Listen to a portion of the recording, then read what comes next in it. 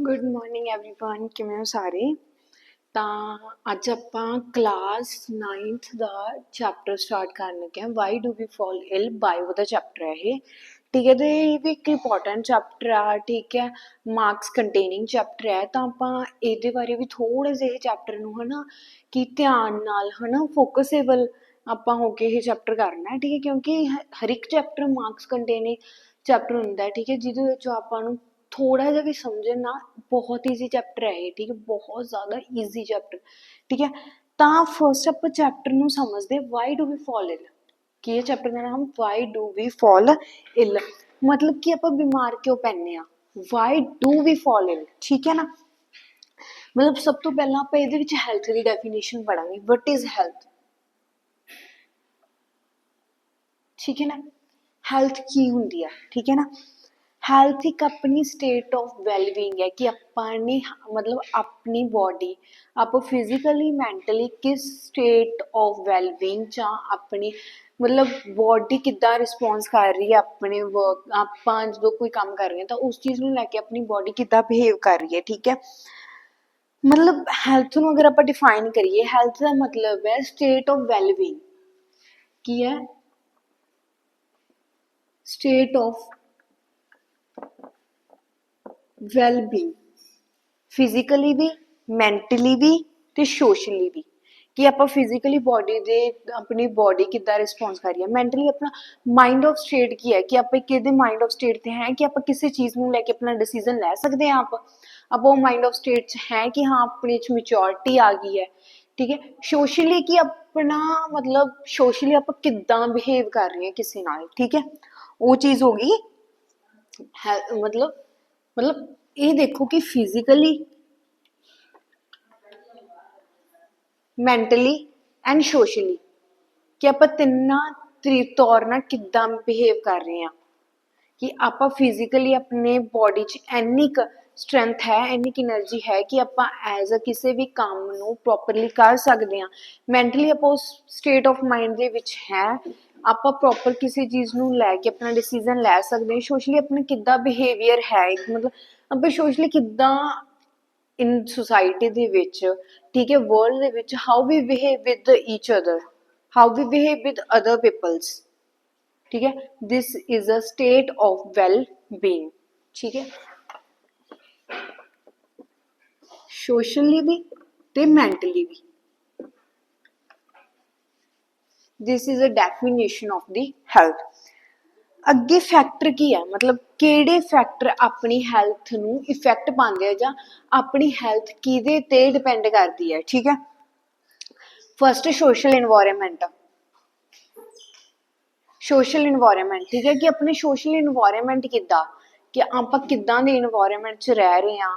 ਆਪਣਾ ਇਨਵਾਇਰਮੈਂਟ ਕੀ ਆ, ਆਪਾਂ ਮਤਲਬ ਇੱਕ ਵਧੀਆ, ਠੀਕ ਹੈ, ਸਫਿਸਟੀਕੇਟਡ ਪਲੇਸ ਤੇ ਰਹਿ ਰਹੇ ਹਾਂ, ਨਹੀਂ ਰਹਿ ਰਹੀ, ਨੀਟ ਐਂਡ ਕਲੀਨ ਪਲੇਸ ਉਹ ਹੈ ਜਾਂ ਨਹੀਂ ਹੈ। ਠੀਕ ਹੈ, ਪਬਲਿਕ ਕਲੀਨੈਸ।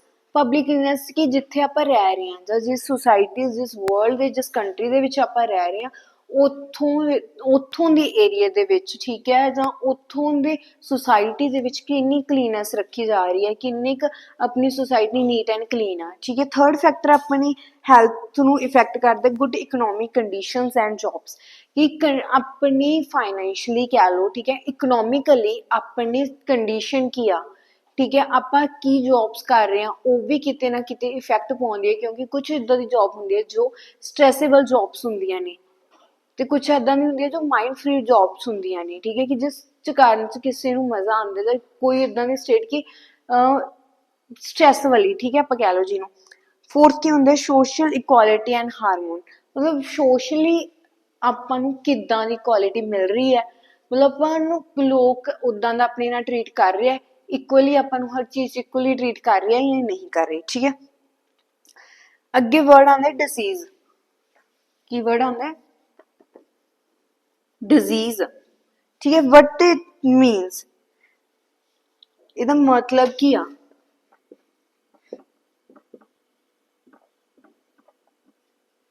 Disturbed is. ਠੀਕ ਹੈ, ਮਤਲਬ ਜਿਹਦਾ ਮਤਲਬ ਹੈ ਕਿ ਤੁਸੀਂ ਕਿਸੇ ਚੀਜ਼ ਬੀਇੰਗ ਕੰਫਰਟੇਬਲ ਹੋ ਜਾਂ ਨਹੀਂ ਹੋ।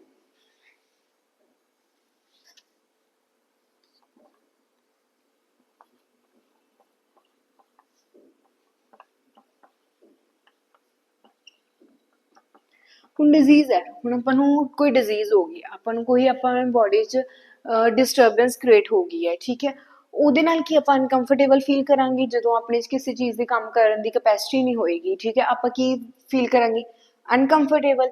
Uncomfortable that's mean disease. ਆਪਾਂ ਨੂੰ ਜਦੋਂ ਆਪਾਂ ਕਿਸੇ ਚੀਜ਼ ਨੂੰ ਲੈ ਕੇ ਅਨਕੰਫਰਟੇਬਲ ਆ, ਦੈਟਸ ਮੀਨ ਆਪਾਂ, ਅਗਰ ਤੁਸੀਂ ਕਹਿ ਰਹੇ ਹੋ ਕਿ ਅਸੀਂ ਅਨਕੰਫਰਟੇਬਲ ਹਾਂ ਕਿਸੇ ਚੀਜ਼ ਨੂੰ ਲੈ ਕੇ, ਬਟ ਅਸੀਂ ਫਿਜ਼ੀਕਲੀ ਓਕੇ ਹਾਂ, ਦੈਟਸ ਮੀਨ ਤੁਸੀਂ ਸੋਸ਼ਲੀ ਜਾਂ ਇਕਨੋਮਿਕਲੀ ਕੀ ਹੋ, ਸੋਸ਼ਲੀ ਹੋ ਜਾਂ ਮੈਂਟਲੀ ਕਹਿ ਲਓ। ਅਗਰ ਫਿਜ਼ੀਕਲੀ ਠੀਕ ਹੋ ਤਾਂ ਸੋਸ਼ਲੀ ਜਾਂ ਮੈਂਟਲੀ ਤੁਹਾਨੂੰ ਕੋਈ ਨਾ ਕੋਈ ਡਿਜ਼ੀਜ਼ ਹੈ, ਠੀਕ ਹੈ। ਅੱਗੇ ਇੱਕ ਪੁਆਇੰਟ, ਠੀਕ ਹੈ, as a short note points ਨੇ, ਲਿਖ ਸਕਦੇ ਹੋ, ਮੈਂ ਬੋਲ ਰਹੀ ਹਾਂ ਨਾਲ ਨਾਲ point. when there is a disease, either the function or the appearance of one or more system of the body will change for the virus. These changes give rise to symptoms and signs of disease. Symptom of disease are the thing we feel as a wrong. ਹੁਣ ਕਹਿੰਦੇ ਜਦੋਂ ਆਪਾਂ ਬਿਮਾਰ ਹੋ ਜਾਂਦੇ ਆ, ਆਪਾਂ ਨੂੰ ਕੋਈ ਡਿਜ਼ੀਜ਼ ਹੋ ਗਈ, ਆਪਾਂ ਬਿਮਾਰ ਹੋ ਗਏ, ਠੀਕ ਹੈ ਨਾ, ਉਸ ਟਾਈਮ ਦੇ ਵਿੱਚ ਕੀ ਹੁੰਦਾ ਹੈ ਕਿ ਜਾਂ ਤਾਂ ਆਪਣੇ ਕੋਈ ਬੋਡੀ ਦਾ ਫੰਕਸ਼ਨ ਜਾਂ ਆਪਣੀ ਅਪੀਅਰੈਂਸ, ਆਪਣੀ ਲੁੱਕ, ਠੀਕ ਹੈ, ਉਹ ਕੀ ਹੁੰਦੇ, ਕੁਛ ਨਾ ਕੁਛ ਚੇਂਜਸ ਆ ਜਾਂਦੇ ਨੇ। ਜਦ ਆਪਣਾ ਬੋਡੀ ਦਾ ਕੋਈ ਸਿਸਟਮ ਇੱਕ ਤੋਂ ਜਾਂ ਇੱਕ ਤੋਂ ਜ਼ਿਆਦਾ ਆਪਣੀ ਬੋਡੀ ਦਾ ਕੋਈ ਫੰਕਸ਼ਨ ਕੀ ਹੈ, ਪਰਫਾਰਮ ਨਹੀਂ ਹੋਏਗਾ ਸਹੀ ਤਰੀਕੇ ਨਾਲ, ਆਪਣਾ ਕੋਈ ਸਿਸਟਮ ਸਹੀ ਨਹੀਂ ਚੱਲੇਗਾ ਕਿਸੇ ਤਰੀਕੇ ਨਾਲ, ਠੀਕ ਹੈ ਨਾ। ਸੈਕਿੰਡ ਕੀ ਹੋਏਗਾ ਕਿ ਅਗਰ ਤੁਸੀਂ ਕਹਿ ਰਹੇ ਹੋ ਕਿ ਨਹੀਂ ਸਾਡੇ ਬੋਡੀ ਫੰਕਸ਼ਨ, ਤੁਹਾਡੀ ਅਪੀਅਰੈਂਸ ਸਹੀ ਨਹੀਂ ਹੋ ਜਾਏਗੀ, ਤੁਹਾਡੇ ਆਊਟਰ ਲੁੱਕ ਵਾਇਰਸ ਹੋ ਜਾਣਗੇ, ਠੀਕ ਹੈ। ਹੁਣ ਇਹਦੇ ਨਾਲ ਕੀ ਹੈ ਕਿ ਅਗਰ ਤੁਹਾਨੂੰ ਡਿਜ਼ੀਜ਼ ਹੋ ਗਿਆ ਤਾਂ ਇਹ ਡਿਜ਼ੀਜ਼ ਆਪਣੇ ਵਿੱਚ ਕਾਹਦੇ 'ਚ, ਜਾਂ ਤਾਂ ਤੁਹਾਨੂੰ ਸਿੰਪਟਮ ਹੋ ਜਾਏਗਾ, ਜਦ ਤੁਸੀਂ ਕੋਈ ਸਾਈਨ ਦੇਖੋਗੇ ਕਿ ਤੁਹਾਨੂੰ ਬਿਮਾਰੀ ਹੋ ਗਈ, ਆਪਾਂ ਡਾਕਟਰ ਨੇ ਜਰਲੀ ਆਪਣਾ ਨੂੰ ਪੁੱਛ ਰਹੇ ਨੇ ਤੁਹਾਨੂੰ ਕੀ ਹੋ ਰਿਹਾ, ਕਫ ਆ, ਕੋਲਡ ਆ, ਹੈਡੇਕ ਆ, ਫੀਵਰ ਆ।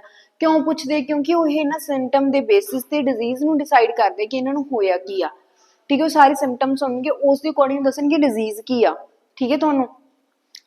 ਤਾਂ ਸਿੰਪਟਮਲੀ ਮਤਲਬ ਸਿੰਪਟਮ ਕੀ ਹੁੰਦੇ ਆ, ਸਿੰਪਟਮ ਦਾ ਮਤਲਬ ਕੀ ਹੈ ਕਿ ਆਪਣੀ ਬੋਡੀ ਦੇ ਵਿੱਚ ਇੱਦਾਂ ਦਾ ਕੀ ਰੋਂਗ ਹੋ ਰਿਹਾ ਹੈ, ਮਤਲਬ ਜਾਂ ਇੱਦਾਂ ਦਾ ਕੀ ਚੀਜ਼ ਹੈ ਜੋ ਆਪਾਂ ਨੂੰ ਲੱਗ ਰਹੀ ਹੈ ਕਿ ਨਹੀਂ ਮੇਰੀ ਬੋਡੀ 'ਚ ਹੋਣਾ ਨਹੀਂ ਚਾਹੀਦਾ ਬਟ ਹੋ ਰਿਹਾ, that is called a symptom or the sign of the disease, ठीक है। The disease that lasts for only very short period of the time are acute disease, like common cold is an acute disease since it lasts only a few days। ਹੁਣ ਜਿਹੜੀ ਬਿਮਾਰੀ, ਠੀਕ ਹੈ, ਆਪਾਂ ਨੂੰ ਕੁਛ ਟਾਈਮ ਰਹਿੰਦੀ ਆ, ਮਤਲਬ for a few time, ਠੀਕ ਹੈ, ਕਿ ਕੁਛ ਟਾਈਮ ਹੀ ਆਪਾਂ ਨੂੰ, ਜ਼ਿਆਦਾ ਟਾਈਮ ਹੁਣ ਨਹੀਂ ਚੱਲੀ ਬਿਮਾਰੀ, ਠੀਕ ਹੈ, ਇਟ ਇਜ਼ ਨॉट ਲੌਂਗ ਲਾਸਟਿੰਗ, ਤਾਂ ਉਹ ਕਿਹੜੀ ਬਿਮਾਰੀ ਹੋਏਗੀ, ਅਕਿਊਟ, ਜਿਹੜੀ ਮਤਲਬ ਸ਼ਾਰਟ ਪੀਰੀਅਡ ਆਫ ਟਾਈਮ ਲਈ ਆ।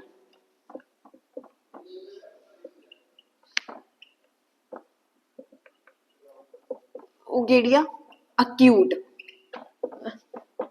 Like common cold.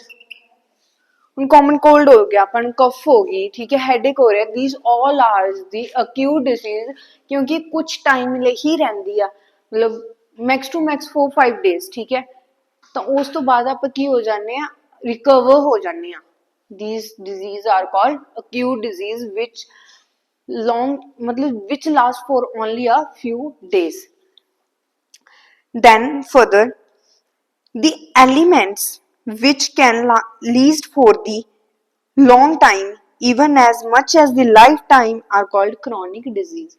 ਹੁਣ ਜਿਹੜੀ ਡਿਜ਼ੀਜ਼ ਦਾ ਪੀਰੀਅਡ, ਠੀਕ ਹੈ, ਲੌਂਗ ਲਾਸਟਿੰਗ ਹੈ, ਮੈਂ ਤੁਹਾਨੂੰ ਕਹਾਂ ਜਿਹੜੀ ਡਿਜ਼ੀਜ਼ ਦਾ ਲੌਂਗ ਲਾਸਟਿੰਗ ਹੈ ਉਹ, ਠੀਕ ਹੈ, ਜਾਂ ਕਹਿ ਲਓ ਲਾਈਫ ਟਾਈਮ, ਕਿਸੇ ਨੂੰ ਕੋਈ ਡਿਜ਼ੀਜ਼ ਹੋ ਗਈ ਲਾਈਫ ਟਾਈਮ, ਉਹ ਕਿਹੜੀ ਡਿਜ਼ੀਜ਼ ਹੋਏਗੀ, ਕਰੋਨਿਕ ਡਿਜ਼ੀਜ਼।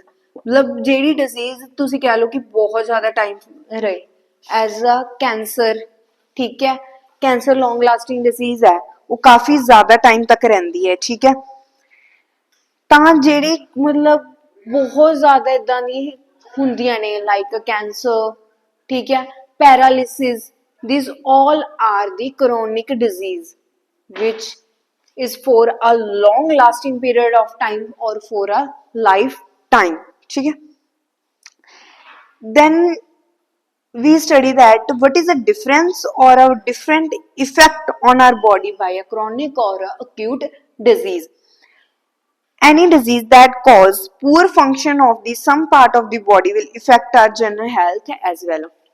ਹੁਣ ਜੇ ਮੈਂ ਤੁਹਾਨੂੰ ਕਹਾਂ ਕਿ ਕੁਝ ਡਿਜ਼ੀਜ਼ ਇਦਾਂ ਦੀਆਂ ਨੇ, ਠੀਕ ਹੈ, कि जो लॉन्ग लास्टिंग ने कुछ इदां दी ने शॉर्ट लास्टिंग, बट ना कोई भी बीमारी ਜਿਹੜੀ ਆਪਣੀ ਕਿਸੇ ਵੀ ਬੋਡੀ ਫੰਕਸ਼ਨ ਨੂੰ ਠੀਕ ਹੈ ਪ੍ਰੋਪਰ ਹੋਣ ਤੋਂ ਮਤਲਬ ਉਹਦੇ ਇਨਰੈਗੂਲਰ ਕਰ ਦਿੰਦੀ ਹੈ ਉਸਦੇ ਫੰਕਸ਼ਨ ਨੂੰ, ਉਹ ਕਿਹੜੀ ਹੋਏਗੀ मतलब कुछ ना कुछ तो इफेक्ट ऑब्वियसली अपनी जनरल हेल्थ ते पाएगी। हुण कोई भी है चाहे अक्यूट है चाहे तुहानू कॉमन कोल्ड कुछ टाइम ਲਈ ਹੁੰਦਾ है, कफ कुछ टाइम ਲਈ ਹੁੰਦੀ है, हेडेक कुछ टाइम ਲਈ ਹੁੰਦਾ, but it affects our health. if effect is as physically as well as mentally as well as socially। ਹੋ ਸਕਦਾ ਤੁਹਾਨੂੰ ਕਿ ਫਿਜ਼ੀਕਲੀ ਹਰਟ ਕਰੇ ਮਤਲਬ ਫਿਜ਼ੀਕਲੀ ਇਫੈਕਟ ਪਾਏ ਤੁਹਾਡੀ ਬੋਡੀ ਤੇ, ਹੋ ਸਕਦਾ ਉਹ as well as well as mentally as well as socially ਵੀ ਇਫੈਕਟ ਪਾਏ, ਠੀਕ ਹੈ। ਹੁਣ this is because all function of body are necessary for general health. ਕਿਉਂਕਿ ਹੁਣ ਆਪਾਂ ਦੇਖੋ ਆਪਣੀ ਜਨਰਲ ਹੈਲਥ ਕਿ ਅਗਰ ਮੈਂ ਕਹੀਏ ਕਿ ਆਪਣੀ ਹੈਲਥ ਸਹੀ ਹੋਣ ਦੇ ਲਈ ਸਾਰੇ ਆਪਣੀ ਬੋਡੀ ਦੇ ਫੰਕਸ਼ਨ ਪ੍ਰੋਪਰ ਕੀ ਚੱਲਣੇ ਚਾਹੀਦੇ ਆ, ਪ੍ਰੋਪਰ ਵਰਕ ਹੋਣਾ ਚਾਹੀਦਾ। ਅਗਰ ਚਾਹੇ ਅਕਿਊਟ ਡਿਜ਼ੀਜ਼ ਵੀ ਹੁੰਦੀ ਹੈ ਕੁਛ ਨਾ ਕੁਛ ਟਾਈਮ ਲਈ ਕਿ ਕੋਈ ਨਾ ਕੋਈ ਸਿਸਟਮ ਤੇ ਇਫੈਕਟ ਤਾਂ ਪੈ ਰਿਹਾ ਨਾ ਕੁਛ ਫੰਕਸ਼ਨ ਤਾਂ ਪੂਰ ਹੋ ਰਿਹਾ, ਕੁਛ ਨਾ ਕੁਛ ਫੰਕਸ਼ਨ ਪੂਰ ਹੋ ਰਿਹਾ। ਇਹਦਾ ਮਤਲਬ ਕੀ ਹੈ ਕਿ ਹਾਂ ਆਪਣੀ ਬੋਡੀ ਕੀ ਜਿਹੜੀ ਆਪਣੀ ਜਨਰਲ ਹੈਲਥ ਹੈ ਉਹ ਠੀਕ ਨਹੀਂ ਹੈ, ਉਹਦੇ ਤੇ ਇਫੈਕਟ ਪੈ ਰਿਹਾ, ਉਹ ਚਾਹੇ ਫਿਰ ਕ੍ਰੋਨਿਕ ਡਿਸੀਜ਼ ਕਿਉਂ ਨਾ ਹੋਵੇ ਚਾਹੇ ਫਿਰ ਅਕਿਊਟ ਡਿਜ਼ੀਜ਼ ਆ। But an acute disease which is over very soon will not have time to cause major effect while a chronic disease। बस फर्क इन्ना कि ਇਹਦੇ ਵਿੱਚ ਕੀ ਡਿਫਰੈਂਸ ਲਿਖ ਸਕਦੇ ਹੋ ਕਿ ਹਾਂ ਜਿਹੜੀ ਕ੍ਰੋਨਿਕ ਡਿਸੀਜ਼ ਹੈ ਇਹ ਆਪਣੀ ਬੋਡੀ ਤੇ ਬਹੁਤ ਜ਼ਿਆਦਾ ਮੇਜਰ ਇਫੈਕਟ ਪਾਉਂਦੀ ਆ ਕਿ ਆਪਣੀ ਬੋਡੀ ਤੇ ਇਦਾਂ ਦਾ ਕੁਝ ਹੋ ਜਾਏਗਾ ਕਿ ਜੋ ਆਪਾਂ ਸਹਿਨ ਨਹੀਂ ਕਰ ਪਾਵਾਂਗੇ, ਬਟ ਦੂਜੀ ਕੀ ਮਾਈਨਰ ਇਫੈਕਟ ਪਾਉਂਦੀ ਆਪਣੀ ਬੋਡੀ ਤੇ, ਠੀਕ ਹੈ। This is the difference between acute and chronic disease। ਅੱਗੇ causes मतलब हर एक मतलब कोई भी disease ਆ ਉਹ ਦੋ ਤਰ੍ਹਾਂ ਦੇ cause create ਕਰਦੀ ਹੈ ਆਪਣੀ body 'ਚ। मैं कोई भी disease ਤੁਹਾਨੂੰ ਕਹਿ ਰਹੀ ਹਾਂ ਕਿ ਕੋਈ भी disease ਹੋਈ ਹੈ ਚਾਹੇ ਉਹ acute ਹੈ ਚਾਹੇ ਉਹ chronic disease ਆ, ਠੀਕ ਹੈ, ਕੁਛ ਨਾ ਕੁਛ ਇਫੈਕਟ ਉਹ ਆਪਣੀ body ਤੇ ਪਾਏਗੀ। ਤਾਂ ਉਹਦੇ causes ਜਿਹੜੇ ਆਪਾਂ ਕਰਦੇ ਹਾਂ ਦੋ ਪਾਰਟ 'ਚ ਕਰਦੇ ਹਾਂ, ਠੀਕ ਹੈ।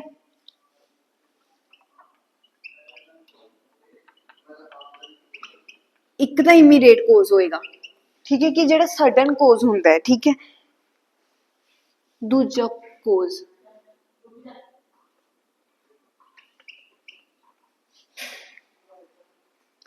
ਦੇਖੋ ਫਸਟ ਇਮੀਡੀਏਟ ਕੋਜ਼, ਠੀਕ ਹੈ, ਆਪਣੀ ਬੋਡੀ ਤੇ ਇਮੀਡੀਏਟ ਕੋਜ਼ ਪੈ ਰਿਹਾ। ਹੁਣ ਇਮੀਡੀਏਟ ਕੋਜ਼ ਚ ਕੀ ਹੁੰਦਾ ਕਿ ਇਨਫੈਕਸ਼ਨ ਹੋ ਜਾਏਗੀ, ਕੀ ਹੋ ਜਾਏਗੀ ਇਨਫੈਕਸ਼ਨ ਹੋ ਜਾਏਗੀ, ਕਿਹਦੇ ਥਰੂ caused by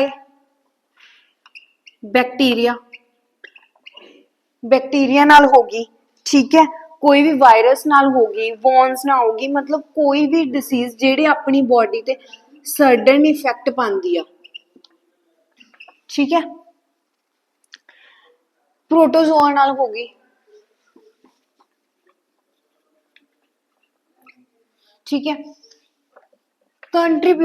कंट्रीब्यूटरी नाल की होएगा लैक ऑफ पुअर न्यूट्रिशमेंट, ठीक है, लैक ऑफ गुड नरिशमेंट कि अपनी बॉडी नू नरिशमेंट मतलब न्यूट्रिशन, फूड, फूड तो की मिलती है एनर्जी, ठीक है।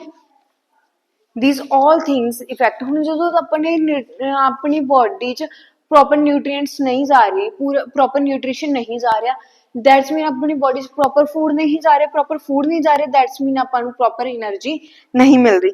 सैकेंड की है जेनेटिक फैक्टर,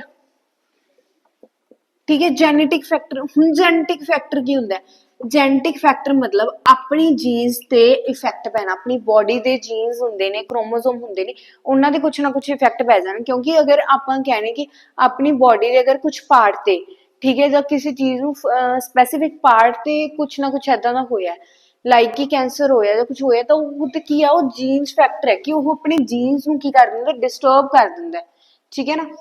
थर्ड इहदे च पॉइंट लिख सकदे हो तुसीं lack of public service, lack of public service मतलब पब्लिक सर्विस का भी बहुत मेन रोल है कि प्रॉपर पब्लिक सर्विसेज ना मिलना, ठीक है ना।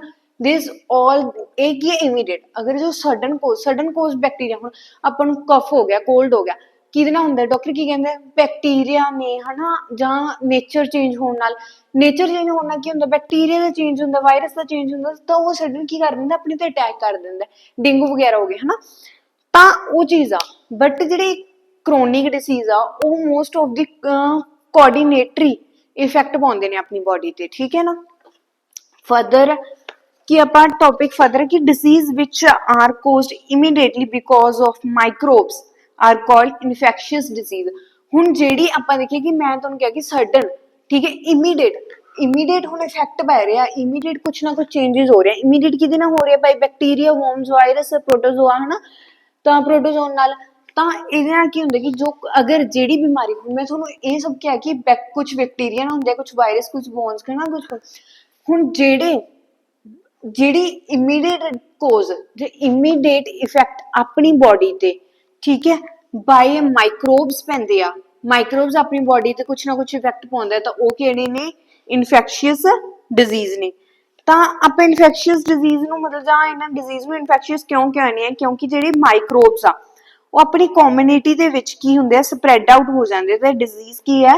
ਮਤਲਬ ਆਪਾਂ ਕਹਿੰਦੇ ਨੇ ਕਿ ਟੱਚੇਬਲ, ਜਾਂ ਕਿਸੇ ਨੂੰ ਅਗਰ ਆਪਾਂ ਟੱਚ ਕਰਦੇ ਹਾਂ ਜਾਂ ਕਿਸੇ ਦੇ ਆਪਾਂ ਕਨੈਕਟ ਚ ਆ ਜਾਂਦੇ ਆ, ਠੀਕ ਹੈ, ਕਿ ਅਗਰ ਉਹ ਆਪਣੇ ਕੋਲੇ ਵੀ ਖੜਾ ਤਾਂ ਉਹਦੇ ਜਿਹੜੇ ਵਾਇਰਸ ਜਾਂ ਬੈਕਟੀਰੀਆ ਉਹ ਆਪਾਂ ਨੂੰ ਲੱਗ ਜਾਂਦੇ। ਦੈਟਸ ਮੀਨ ਉਹ ਕਿਹੜੀ ਹੈ ਕਿ ਹਾਂ ਉਹ ਜਨਰਲੀ ਲਾਈਕ ਜਦੋਂ ਆਪਾਂ ਕੈਂਸਰ ਉਹ ਪੜਿਆ ਸੀ ਕਰੋਨਾ, ਠੀਕ ਹੈ, ਕਰੋਨਾ ਕੀ ਸੀਗਾ? ਅਗਰ ਆਪਾਂ ਕਿਸੇ ਦੇ ਕੰਟੈਕਟ 'ਚ ਵੀ ਆ ਰਹੇ ਸੀ ਤਾਂ ਜਿਹੜੇ ਉਹਦੇ ਅੰਦਰ ਵਾਇਰਸ ਸੀਗੇ ਜਾਂ ਉਹਦੇ ਅੰਦਰ ਜੋ ਵੀ, ਹਨਾ, ਬੈਕਟੀਰੀਆ, ਵਾਇਰਸ ਸੀ, ਉਹ ਕਿਹਦੇ 'ਚ ਟ੍ਰਾਂਸਫਰ ਹੋ ਗਏ? ਆਪਣੇ ਅੰਦਰ ਟ੍ਰਾਂਸਫਰ ਹੋ ਗਏ। ਆਪਣੇ ਅੰਦਰ ਟ੍ਰਾਂਸਫਰ ਹੋਣ ਨਾਲ ਕੀ ਹੋ ਗਿਆ ਕਿ ਆਪਾਂ ਵੀ ਬਿਮਾਰ ਹੋ ਗਏ। ਦੈਟਸ ਮੀਨ ਉਹ ਇਨਫੈਕਸ਼ੀਅਸ ਹੈ, ਈਜ਼ਲੀ ਕਮਿਊਨਿਟੀ ਜਾਂ ਕਿਸੇ ਦੇ ਕੰਟੈਕਟ 'ਚ ਆਉਣ ਨਾਲ ਉਹ ਸਪਰੈਡ ਆਊਟ ਹੋ ਜਾਂਦੀ ਆ। ਅੱਗੇ ਜਿਹੜੀ ਡਿਜ਼ੀਜ਼, ਠੀਕ ਹੈ, ਇਨਫੈਕਸ਼ੀਅਸ ਏਜੰਟ ਥਰੂ ਨਾ ਹੋਵੇ, like microbes, virus, bacteria through ਨਾ ਹੋ ਕੇ, ਠੀਕ ਹੈ, ਕਿਸੇ ਹੋਰ ਥਰੂ, ਮਤਲਬ ਆਪਣੀ ਕਮਿਊਨਿਟੀ 'ਚ ਸਪਰੈਡ ਨਾ ਹੋਣ। ਕੁਛ ਬਿਮਾਰੀ, ਕੈਂਸਰ ਆ, ਹੁਣ ਤੁਸੀਂ ਕੈਂਸਰ ਵਾਲੇ ਬੰਦੇ ਕੋਲ ਸਾਰਾ ਦਿਨ ਰਹੋ, ਨੋ ਪ੍ਰੋਬਲਮ। ਇਹਦਾ ਮਤਲਬ ਇਹ ਥੋੜੀ ਹੈ ਕਿ ਤੁਹਾਨੂੰ ਹੋ ਜਾਏਗਾ, ਕਿਉਂਕਿ ਉਹ ਕੰਟੈਕਟੇਬਲ 'ਚ, ਤੁਹਾਡੇ ਕੰਟੈਕਟ 'ਚ ਆਉਣ ਨਾਲ ਉਹ ਵਾਇਰਸ, ਬੈਕਟੀਰੀਆ ਤੁਹਾਡੇ ਅੰਦਰ ਨਹੀਂ ਜਾਂਦੇ।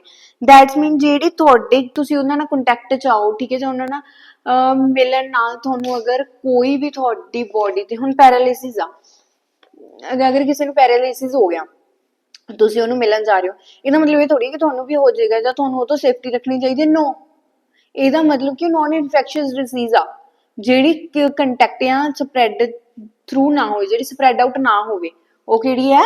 ਨॉन ਇਨਫੈਕਸ਼ੀਅਸ ਡਿਸੀਜ਼ ਜਿਹੜੀ ਸਪਰੈਡ ਹੋ ਜਾਏ, ਲਾਈਕ ਮਤਲਬ ਕੋਲਡ ਇਨਫੈਕਸ਼ੀਅਸ ਡਿਸੀਜ਼ ਆ। ਤੁਸੀਂ ਕਿਸੇ ਦੇ ਕੰਟੈਕਟ 'ਚ ਆਓਗੇ, ਅਗਰ ਜਿਹਨੂੰ ਕੋਲਡ ਆ, ਕੁਛ ਟਾਈਮ ਵੀ ਬੈਠ ਗਏ ਉਹਦੇ ਨਾਲ, ਤੁਹਾਨੂੰ ਹੋ ਜਾਏਗਾ, ਠੀਕ ਹੈ।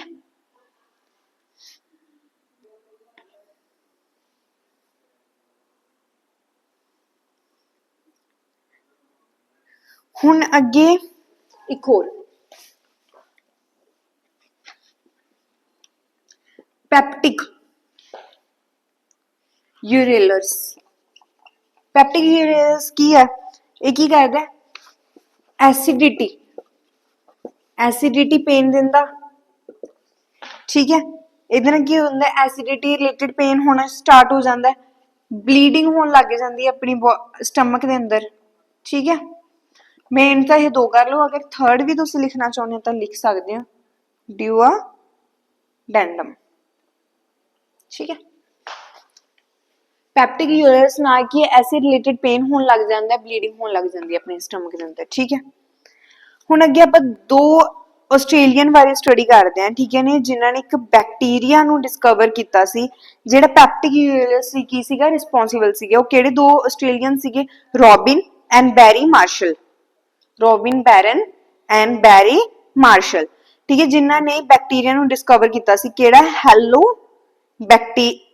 ਬੈਕਟੀਰੀਆ, ਠੀਕ ਹੈ, ਹੈਲੋ ਬੈਕਟੀਰੀਅਲ ਸੀਗਾ ਜਿਨ੍ਹਾਂ ਨੂੰ ਉਹਨਾਂ ਨੇ ਡਿਸਕਵਰ ਕੀਤਾ, ਜਿਹੜਾ ਰਿਸਪੌਂਸੀਬਲ ਸੀ ਪੈਪਟਿਕ ਯੂਰੇਲਸ ਵਾਸਤੇ। ਪ੍ਰੀਵੀਅਸਲੀ ਆਪਾਂ ਸਟੱਡੀ ਕੀਤਾ ਕਿ ਜਿਹੜੇ ਪੈਪਟਿਕ ਯੂਰੇਲਸ ਆ ਉਹ ਕਾਹਦੇ ਨਾਲ ਹੁੰਦਾ? ਸਟ੍ਰੈਸ। ਅਗਰ ਤੁਹਾਡੀ ਲਾਈਫ ਸਟਾਈਲ ਨੂੰ ਲੈ ਕੇ, ਕਿ ਅਗਰ ਤੁਹਾਡੀ ਲਾਈਫ ਸਟਾਈਲ ਹੈ ਨਾ, ਜੋ ਤੁਹਾਡਾ ਡੇਲੀ ਦਾ ਸਿਸਟਮ ਹੈ ਜੋ ਕਿ ਬਹੁਤ ਜ਼ਿਆਦਾ ਬਿਜ਼ੀ ਹੈ, ਸ਼ਡਿਊਲ ਹੈ, ਸਟ੍ਰੈਸੇਬਲ ਲਾਈਫ ਆ, ਤਾਂ ਅਗਰ ਤੁਹਾਡੀ ਲਾਈਫ ਸਟ੍ਰੈਸੇਬਲ ਹੈ, ਦੈਟ ਮੀਨ ਤੁਹਾਨੂੰ ਪੈਪਟਿਕ ਯੂਰੇਲਸ ਹੋ ਸਕਦਾ, ਕਿਉਂਕਿ ਇਹ ਲਾਈਫ ਸਟਾਈਲ ਤੇ ਡਿਪੈਂਡ ਕਰਦਾ। But due to these discovery, it is now felt that peptic urellus is no longer a chronic disease, but a disease that can cured by a short period of time with antibiotic। ਪਹਿਲਾਂ ਤਾਂ ਇਹ ਮੰਨਦੇ ਸੀਗੇ ਕਿ ਹਾਂ ਇਹ ਕੀ ਇੱਕ chronic disease ਹੈ ਜਿਹੜੀ long lasting ਔਰ ਲਾਈਫ ਟਾਈਮ ਰਹਿੰਦੀ ਆ, ਬਟ ਨਾਓ ਉਹਨਾਂ ਨੇ ਡਿਸਕਵਰੀ ਕੀਤੀ ਇਸ ਚੀਜ਼ ਤੋਂ ਲੈ ਕੇ, ਦੋਨੇ ਆਸਟ੍ਰੇਲੀਅਨ ਨੇ, ਤਾਂ ਉਹਨਾਂ ਨੇ ਡਿਸਕਵਰ ਕੀਤਾ ਕਿ ਇਹ ਇੱਕ ਹੁਣ ਲੌਂਗ ਮਤਲਬ ਕ੍ਰੋਨਿਕ ਡਿਸੀਜ਼ ਨਹੀਂ ਰਹੀ ਹੈ, ਇਹਨੂੰ ਆਪਾਂ ਸ਼ਾਰਟ ਪੀਰੀਅਡ ਆਫ ਟਾਈਮ ਦੇ ਵਿੱਚ ਐਂਟੀਬਾਇਓਟਿਕ ਲੈ ਕੇ ਆਪਾਂ ਇਹਨੂੰ ਕੀ ਕਰ ਸਕਦੇ ਹਾਂ, ਠੀਕ ਕਰ ਸਕਦੇ ਹਾਂ। ਅੱਗੇ ਕੀ ਹੈ, organism that can cause disease are found in wide range of such category of classification। Some of these are viruses, bacteria, fungi, single celled animal or protozoans। ਹੁਣ some disease are also caused by a multicellular organism such as ones of different kind। ਹੁਣ ਆਪਾਂ ਦੇਖਿਆ ਕਿ organism ਨੂੰ ਅਗਰ ਕੋਈ ਬਿਮਾਰੀ ਹੋ ਰਹੀ ਆ, ਕੋਈ ਵੀ organism ਨੂੰ ਅਗਰ ਕੁਝ ਹੋ ਰਿਹਾ ਤਾਂ ਉਹ by such a variety ਹੋ ਰਿਹਾ, ਮਤਲਬ ਇਹ ਨਹੀਂ ਹੈ ਕਿ ਇਕੱਲੇ ਬੈਕਟੀਰੀਆ ਨਾਲ ਹੋ ਰਿਹਾ ਬੰਦਾ ਬਿਮਾਰ, ਨੂੰ ਮਤਲਬ ਕੁਛ ਨੂੰ ਬਿਮਾਰੀ ਬਾਈ ਬੈਕਟੀਰੀਆ ਹੁੰਦੀ ਹੈ, ਠੀਕ ਹੈ, ਕੁਛ ਨੂੰ ਬਾਈ ਮਾਈਕਰੋਬਸ, ਕੁਛ ਨੂੰ ਬਾਈ ਵਾਇਰਸਿਸ, ਫੰਜਾਈ, ਸਿੰਗਲ ਸੈਲਡ, ਹਨਾ, ਜਾਂ ਮਲਟੀ ਸੈਲੂਲਰ ਨਾ ਹੋ ਰਹੀ ਹੈ, ਕਿ ਮਤਲਬ ਕੋਈ ਵੀ ਇੱਕ ਚੀਜ਼ ਕਿਸੇ ਵੀ ਬਿਮਾਰੀ ਲਈ ਰਿਸਪੌਂਸੀਬਲ ਨਹੀਂ ਹੈ। ਅਗਰ ਕਿਸੇ ਨੂੰ ਕੁਝ ਹੋ ਰਿਹਾ ਦੈਟਸ ਮੀਨ ਹੋ ਸਕਦਾ ਉਹ ਵਾਇਰਸ ਨਾਲ ਹੋਇਆ ਹੋਵੇ, ਡੇਂਗੂ ਆਪਾਂ ਡੇਂਗੂ ਨੂੰ ਜਨਰਲੀ ਕਹਿੰਦੇ ਵਾਇਰਸਿਸ ਥਰੂ ਹੋਇਆ, ਠੀਕ ਹੈ, ਬੈਕਟੀਰੀਆ ਥਰੂ ਕੋਈ ਬਿਮਾਰੀ ਹੋਈ ਹੈ, ਠੀਕ ਹੈ, ਦੈਟ ਮੀਨ ਕਿ ਕੋਈ ਵੀ ਇੱਕ ਚੀਜ਼ ਮੈਂ ਆਪਾਂ ਬੈਕਟੀਰੀਆ ਜਾਂ ਵਾਇਰਸ ਇੱਕ ਚੀਜ਼ ਨੂੰ ਰਿਸਪੌਂਸੀਬਲ ਨਹੀਂ ਕਰ ਸਕਦੇ। ਕੋਈ ਬਿਮਾਰੀ ਬੈਕਟੀਰੀਆ ਨਾਲ ਹੁੰਦੀ ਹੈ, ਕੋਈ ਵਾਇਰਸਿਸ ਨਾਲ ਹੁੰਦੀ ਹੈ, ਕੋਈ ਸਿੰਗਲ ਸੈਲ, ਕੋਈ ਮਲਟੀ ਸੈਲੂਲਰ ਨਾਲ ਹੁੰਦੀ ਹੈ, ਠੀਕ ਹੈ। Antibiotic work by blocking biochemical pathway which are important for the bacteria। ਹੁਣ ਐਂਟੀਬਾਇਓਟਿਕ ਕਿਵੇਂ ਕੰਮ ਕਰਦੀ ਹੈ, ਆਪਾਂ ਜਨਰਲੀ ਕੁਝ ਵੀ ਆਪਾਂ ਨੂੰ ਕੋਈ ਬਿਮਾਰੀ ਹੋ ਜਾਂਦੀ ਹੈ ਐਜ਼ ਅ ਅਕਿਊਟ ਡਿਜ਼ੀਜ਼ ਦੀ ਗੱਲ ਕਰ ਰਹੀ ਹਾਂ, ਅਗਰ ਆਪਾਂ ਨੂੰ ਕੋਈ ਅਕਿਊਟ ਡਿਜ਼ੀਜ਼ ਹੋ ਜਾਂਦੀ ਹੈ ਆਪਾਂ ਕੀ ਕਰਦੇ ਹਾਂ, ਐਂਟੀਬਾਇਓਟਿਕ ਹੀ ਲੈਂਦੇ ਹਾਂ। ਤਾਂ ਐਂਟੀਬਾਇਓਟਿਕ ਵਰਕ ਕੀ ਕਰਦੀ ਹੈ, ਐਂਟੀਬਾਇਓਟਿਕ ਵਰਕ ਕੀ ਕਰਦੀ ਹੈ, ਐਂਟੀਬਾਇਓਟਿਕ ਜਿਹੜੇ ਆਪਣੇ ਬੈਕਟੀਰੀਆ ਦਾ ਪਾਥਵੇ ਹੁੰਦਾ ਹੈ, ਠੀਕ ਹੈ, ਮੇਨ ਉਹਦਾ ਪਾਥਵੇ ਹੁੰਦਾ ਜਿਹਦੇ ਥਰੂ ਆਪਣੀ ਬੋਡੀ 'ਚ ਕੋਜ਼ਿਸ ਹੁੰਦੇ ਨੇ, ਆਪਣੀ ਬੋਡੀ 'ਚ ਡਿਸੀਜ਼ ਹੁੰਦੀ ਹੈ ਜਿਹੜੇ ਪਾਥਵੇ ਨਾਲ, ਠੀਕ ਹੈ, ਜਿਹੜੇ ਪਾਥਵੇ 'ਚ ਬੈਕਟੀਰੀਆ ਪਾਸ ਆਊਟ ਹੁੰਦੇ ਆ ਉਸ ਪਾਥਵੇ ਨੂੰ ਕੀ ਕਰ ਦਿੰਦਾ, ਉਹ ਬਾਇਓਕੈਮੀਕਲ ਪਾਥਵੇ ਨੂੰ ਕੀ ਕਰ ਦਿੰਦਾ, ਬਲੌਕ ਕਰ ਦਿੰਦਾ। ਜਦੋਂ ਬਲੌਕ ਕਰ ਦਿੰਦਾ ਬੈਕਟੀਰੀਆ ਅੱਗੇ ਪਾਸ ਆਊਟ ਨਹੀਂ ਹੋਣਗੇ, ਬੈਕਟੀਰੀਆ ਜਦੋਂ ਪਾਸ ਆਊਟ ਹੋਣਗੇ ਆਪਾਂ ਠੀਕ ਹੋ ਜਾਵਾਂਗੇ, ਆਪਣੇ ਅੰਦਰ ਜੋ ਬਿਮਾਰੀ ਹੋਏਗੀ ਐਂਟੀਬਾਇਓਟਿਕ ਉਹਨੂੰ ਵੀ ਕੰਮ ਕਰੇਗਾ, ਨਾਲੇ ਉਸ ਰਸਤੇ ਨੂੰ ਬਲੌਕ ਕਰਤਾ ਉਹਨੇ ਪਾਥਵੇ ਨੂੰ। ਤੇ ਜਦੋਂ ਪਾਥਵੇ ਬਲੌਕ ਹੋ ਗਿਆ ਆਪਣੇ ਅੰਦਰ ਉਹ ਹਾਰਮਫੁਲ ਬੈਕਟੀਰੀਆ ਜਾ ਹੀ ਨਹੀਂ ਰਹੇ, ਜਦੋਂ ਹਾਰਮਫੁਲ ਬੈਕਟੀਰੀਆ ਨਹੀਂ ਜਾ ਰਹੇ ਆਪਾਂ ਕੀ ਹੈ ਪ੍ਰੋਪਰਲੀ ਆਪਣਾ ਟ੍ਰੀਟਮੈਂਟ ਹੋ ਜਾਏਗਾ। ਦੈਟਸ ਮੀਨ ਐਂਟੀਬਾਇਓਟਿਕ ਇਸ ਤਰੀਕੇ ਨਾਲ ਐਕਟ ਕਰਦਾ ਕਿ ਉਹ ਆਪਣੇ ਬਾਇਓਕੈਮੀਕਲ ਪਾਥਵੇ ਨੂੰ ਕੀ ਕਰ ਦਿੰਦਾ, ਬਲੌਕ ਕਰ ਦਿੰਦਾ, ਜਿਹਦੇ ਨਾਲ ਐਂਟੀਬਾਇਓਟਿਕ ਨਾਲ ਆਪਾਂ ਬਹੁਤ ਜਲਦੀ ਕੀ ਕਰ ਜਾਂਦੇ ਹਾਂ, ਰਿਕਵਰ ਕਰ ਜਾਂਦੇ ਹਾਂ। ਕਹਿੰਦੇ many antibiotic work against many species of bacteria rather than simply working agent one, ਠੀਕ ਹੈ। ਹੁਣ ਕਹਿੰਦੇ ਕਿ ਕੁਝ ਐਂਟੀਬਾਇਓਟਿਕਸ ਵਰਕ ਕਿਹਦੇ ਅਗੇਂਸਟ ਕਰਦੇ ਆ, ਵਰਕਿੰਗ ਆਫ ਬੈਕਟੀਰੀਆ, ਵਰਕਿੰਗ ਜਾਂ ਸਪੀਸੀਜ਼ ਆਫ ਬੈਕਟੀਰੀਆ ਦੇ ਅਗੇਂਸਟ ਵਰਕ ਕਰਦੇ ਆ ਕੁਝ ਐਂਟੀਬਾਇਓਟਿਕਸ, ਕਿ ਉਹਨਾਂ ਦੇ ਵਰਕ ਨੂੰ ਰੋਕ ਦਿੰਦੇ ਆ ਜਾਂ ਉਹਨਾਂ ਨੂੰ ਹੀ ਡਾਈ ਕਰ ਦਿੰਦੇ ਆ।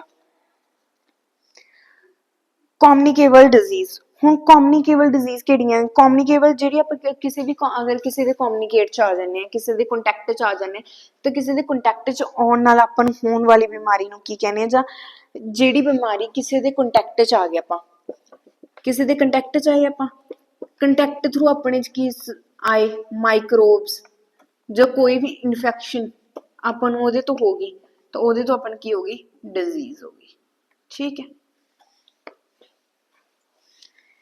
ਤੇ ਇਹ ਕਮਿਊਨੀਕੇਬਲ ਕੀ ਹੈ, ਕਿਸੇ ਵੀ ਵੇ ਨਾਲ, ਠੀਕ ਹੈ, ਪਰਸਨ ਨੂੰ ਇਫੈਕਟ ਕਰ ਸਕਦੀ ਆ, ਕਿਸੇ ਵੀ ਵੇ ਨਾਲ, ਬਾਏ ਏਅਰ ਥਰੂ ਜਾ ਕੇ, ਬਾਈ ਕੰਟੈਕਟ, ਹਨਾ, ਆਪਾਂ ਕੰਟੈਕਟ 'ਚ ਆ ਰਹੇ ਹਾਂ ਤਾਂ ਉਹ ਕਿਸੇ ਵੀ ਥਰੂ ਆਪਾਂ ਨੂੰ ਹੀ ਹੋ ਸਕਦੀ ਆ।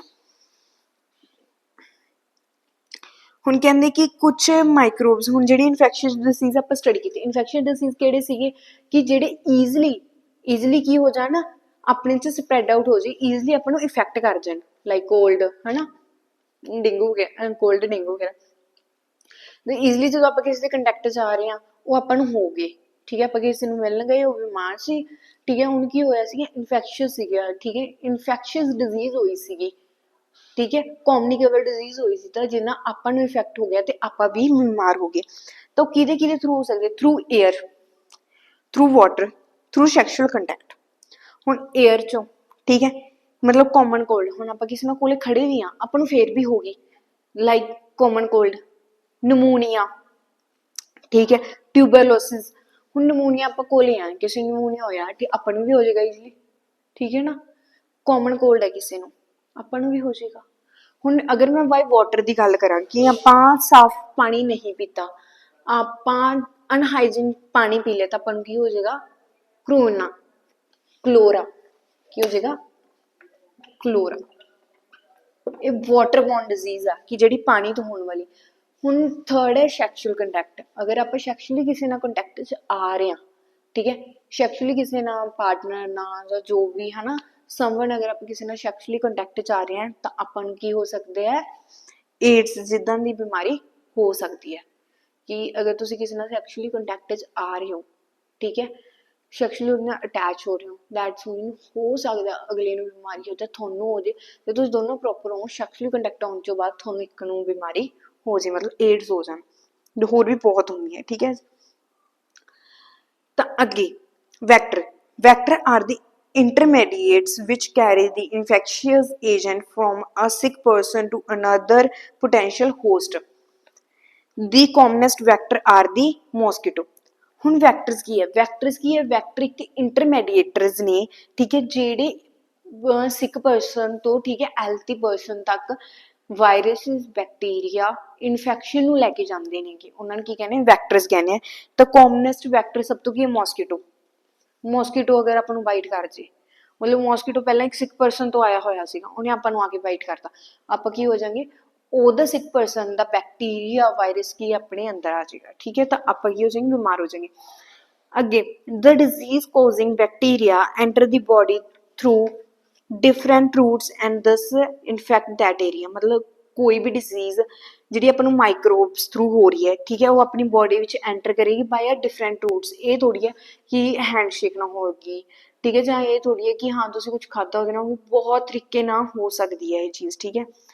ਅਗਰ ਕਹਿੰਦੇ ਕਿ ਉਹ ਬਾਈ ਏਅਰ ਤੁਹਾਡੇ ਨੋਜ਼ ਦੇ ਵਿੱਚ ਜਾ ਰਹੀ ਆ, ਹੁਣ ਆਪਾਂ ਬਰੀਥ ਕਰ ਰਹੇ ਹਾਂ, ਏਅਰ ਦੇ ਵਿੱਚ ਕੁਝ ਇੱਦਾਂ ਦੇ ਹਾਰਮਫੁਲ ਸਬਸਟੈਂਸਿਸ ਨੇ, ਠੀਕ ਹੈ, ਜਾਂ ਕੋਲੇ ਵਾਲੇ ਕੋਲੇ ਬੈਕਟੀਰੀਆ ਸੀ, ਉਹ ਏਅਰ 'ਚ ਚਲੇ ਗਏ ਤੇ ਉਹ ਏਅਰ 'ਚੋਂ ਆਪਾਂ ਨੂੰ ਮਿਲ ਗਏ, ਠੀਕ ਆ, ਤਾਂ ਉੱਦਾਂ ਨਾ ਜਨਰਲੀ ਉਹ ਬੈਕਟੀਰੀਆ ਕੀ ਆ, ਆਪਣੇ ਲੰਗਸ ਦੇ ਵਿੱਚ ਚਲੇ ਜਾਣਗੇ, ਬਾਈ ਏਅਰ ਉਹ ਆਪਣੇ ਲੰਗਸ ਦੇ ਵਿੱਚ ਚਲੇ ਜਾਣਗੇ।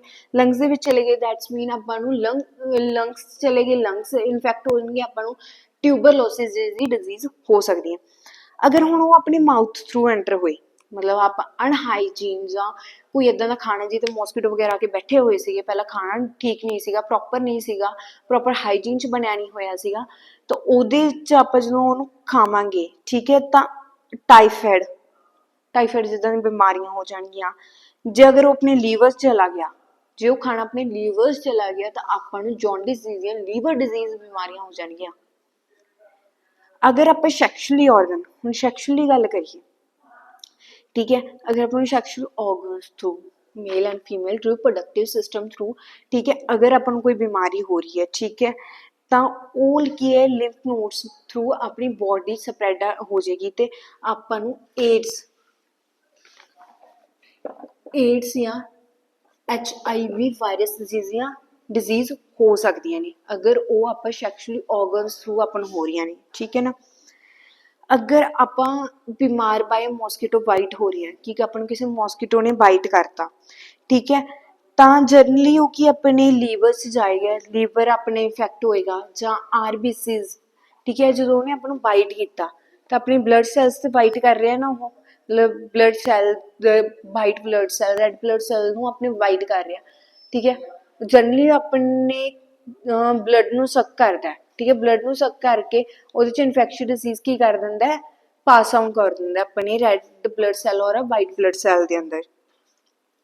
ਤਾਂ ਜਨਰਲੀ ਹੋ ਸਕਦਾ ਕੁਛ ਜਦੋਂ ਆਪਾਂ ਨੂੰ ਉਹਨੇ ਬਲੱਡ ਦੇ ਵਿੱਚ ਇਨਸੈਕਟ ਕਰਦੇ ਆਪਣੇ ਬੈਕਟੀਰੀਆ, ਤਾਂ ਆਪਣੀ ਬਲੱਡ ਸਰਕੂਲੇਸ਼ਨ, ਠੀਕ ਹੈ, ਫਿਟ ਤੋਂ ਲੈ ਕੇ ਆਪਣੀ ਉੱਪਰ ਬ੍ਰੇਨ ਤੱਕ ਜਾਂਦਾ। ਤਾਂ ਹੋ ਸਕਦਾ ਕੁਛ ਬੈਕਟੀਰੀਆਜ਼ ਨੇ ਇੰਨਾ ਜ਼ਿਆਦਾ ਇਫੈਕਟ ਕਰਦਾ ਕਿ ਉਹਨਾਂ ਨੇ ਆਪਣੇ ਬ੍ਰੇਨ 'ਤੇ ਇਫੈਕਟ ਪਾਤਾ, ਹੋ ਸਕਦਾ ਉਹਨਾਂ ਨੇ ਆਪਣੇ ਕੋਈ ਔਰਗਨ 'ਤੇ ਵੀ ਇਫੈਕਟ ਪਾਤਾ, ਲੰਗਸ ਵਗੈਰਾ 'ਤੇ, ਠੀਕ ਹੈ, ਕਿਵੇਂ ਵੀ ਇਫੈਕਟ ਪਾਤਾ।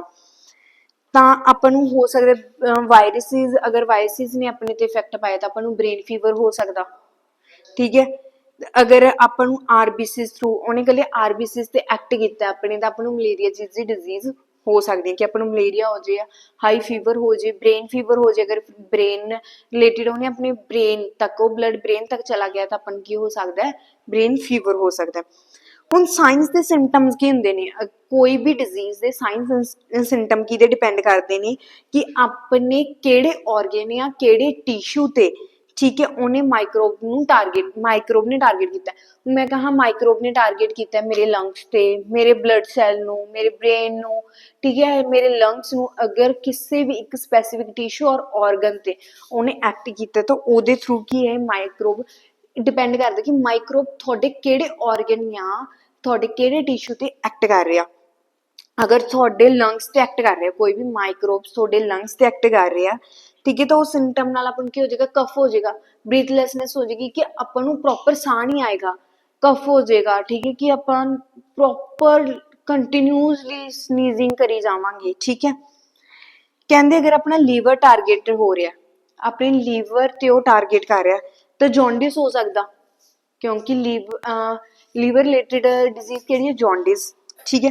ਅਗਰ ਆਪਣੇ ਬ੍ਰੇਨ ਨੂੰ ਟਾਰਗੇਟ ਕਰ ਰਿਹਾ, ਹੈਡੇਕ ਹੋ ਸਕਦਾ, ਵੋਮਟਿੰਗ ਆ ਸਕਦੀਆਂ ਨੇ, ਠੀਕ ਹੈ। ਅਨਕੌਂਸ਼ੀਅਸ ਮਤਲਬ ਤੁਸੀਂ ਤੁਹਾਨੂੰ ਡੀਜ਼ਿੰਗ ਹੋ ਰਹੀ ਹੈ, ਤੁਸੀਂ ਚੱਕਰ ਖਾ ਕੇ ਗਿਰ ਰਹੇ ਹੋ, ਠੀਕ ਹੈ। If the microbes act on ਜਾਂ ਟਾਰਗੇਟ ਔਨ ਦੀ ਬ੍ਰੇਨ, ਠੀਕ ਹੈ। ਅਗਰ ਉਹ ਲੰਗਸ ਨੂੰ ਟਾਰਗੇਟ ਕਰ ਰਿਹਾ, ਦੈਟਸ ਮੀਨ ਜੌਂਡਿਸ ਹੋ ਸਕਦਾ ਤੁਹਾਨੂੰ। ਅਗਰ ਆਰਬੀਸੀ ਤੇ ਐਕਟ ਕਰ ਰਿਹਾ, ਤੁਹਾਨੂੰ ਮਲੇਰੀਆ ਹੋ ਸਕਦਾ, ਠੀਕ ਹੈ। ਤਾਂ ਉਹ ਡਿਪੈਂਡ ਕਰਦਾ ਕਿ ਕਿਹੜਾ ਮਾਈਕਰੋਬ ਜਾਂ ਕਿੱਦਾਂ ਦਾ ਮਾਈਕਰੋਬ ਤੁਹਾਡੇ ਕਿਹੜੇ ਟਿਸ਼ੂ ਆਰਗਨ ਨੂੰ ਕੀ ਕਰ ਰਿਹਾ, ਟਾਰਗੇਟ ਕਰ ਰਿਹਾ। ਤਾਂ ਦੋ ਹੀ ਤਰੀਕੇ ਆ ਇਨਫੈਕਸ਼ੀਅਸ ਡਿਜ਼ੀਜ਼ ਨੂੰ ਕੀ ਕਰਨ ਦੇ, ਪ੍ਰੀਵੈਂਟ ਜਾਂ ਟ੍ਰੀਟ ਕਰਨ ਦੇ ਜਾਂ ਕਿਉਰ ਕਰਨ ਦੇ, ਆਪਾਂ ਕਹਿ ਸਕਦੇ ਹਾਂ।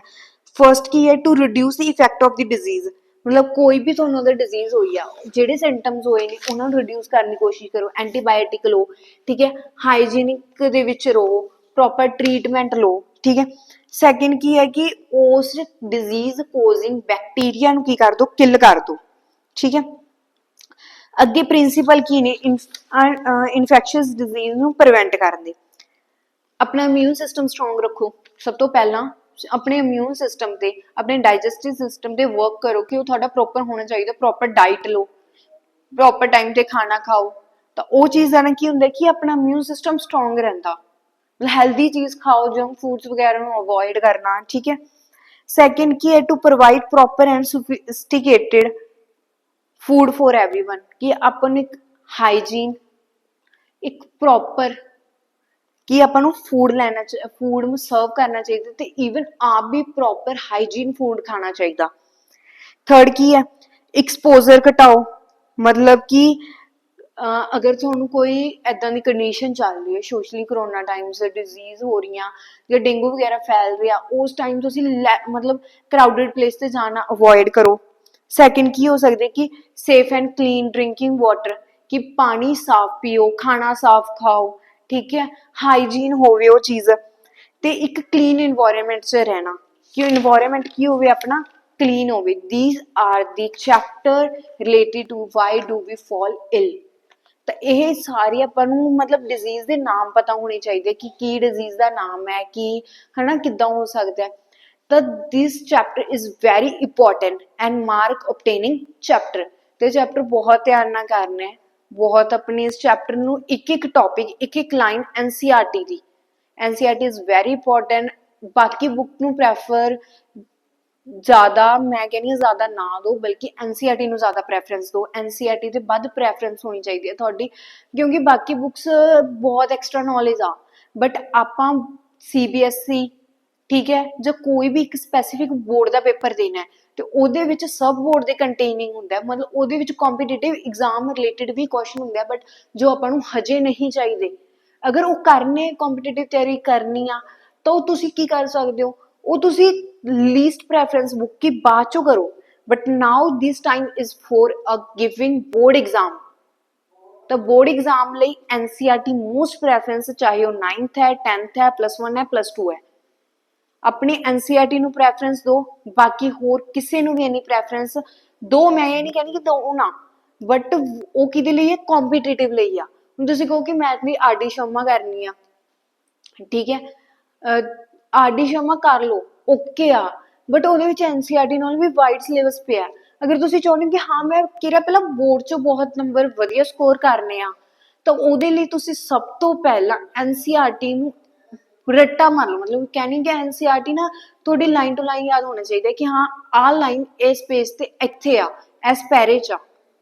ਉਸ NCERT ਨੂੰ ਇੰਨਾ ਚੰਗੀ ਤਰ੍ਹਾਂ ਪੜ੍ਹ ਲਓ, ਠੀਕ ਹੈ। ਅਗਰ ਕੋਈ ਵੀ ਡਾਊਟ ਹੈ ਮੈਨੂੰ ਕਮੈਂਟ ਕਰਕੇ ਦੱਸ ਸਕਦੇ ਹੋ। ਅਗਰ ਕਿਹੜਾ ਚੈਪਟਰ ਕਰਨਾ ਅੱਗੇ ਮੈਨੂੰ ਕਮੈਂਟ ਦੱਸ ਸਕਦੇ ਹੋ, ਕਿਹੜਾ ਟੌਪਿਕ ਹੈ ਨਾ, ਕਿਹੜਾ ਤੁਸੀਂ ਸਮਝਣਾ ਚੈਪਟਰ, ਉਹ ਮੈਨੂੰ ਤੁਸੀਂ ਦੱਸ ਸਕਦੇ ਹੋ ਕਿ ਹਾਂ ਸਾਨੂੰ ਅਸੀਂ ਆਹ ਚੈਪਟਰ ਕਰਨੇ ਆ, ਆਹ ਟੌਪਿਕ ਸਮਝਣਾ, ਉਹ ਮੈਨੂੰ ਤੁਸੀਂ ਕਮੈਂਟ 'ਚ ਦੱਸ ਦਿਓ।